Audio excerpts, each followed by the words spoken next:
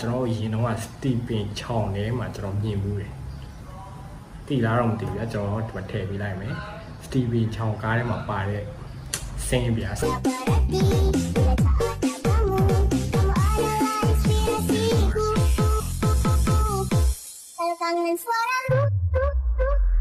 Nungguin ya.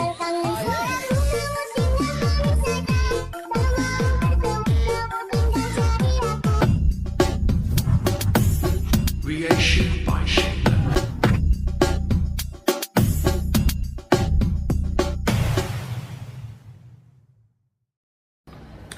Hey guys ကျွန်တော်ရှင်းတာပါခုပြန်ပြီးတော့ကျွန်တော် reaction တွေလောက်တာများသွားပြီဆိုတော့ဒီတစ်ခေါက်မှာလုံးသွားမယ် reaction ကတော့ကျွန်တော်မနေ့ကမှတစ်ထွက်ထားတယ်။အိုဆိုးခန့်နဲ့တပည့်ကြီးတို့ပဲညော်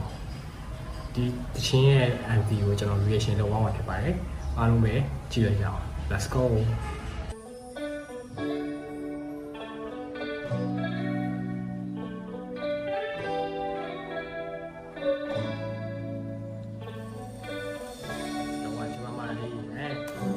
အဲ့ဒါဟိုတစ်ခေါက်တော့ကျွန်တော်တပည့်ကြီးနဲ့ကျွန်တော်ချယ်ရီရိုက်တဲ့တယောက်โอเคဇလန်လေးရောက်ဖြစ်မယ်ကျွန်တော်ကြည့်လိုက်ရအောင်တော့မာစတာရဲ့တပည့်ကိုတွားကြောင်တော့မှာမာစတာပြန်ပြီးတော့ခွနဲ့ကောက်ပေါ့တော်ဆိုးတယ်ကောင်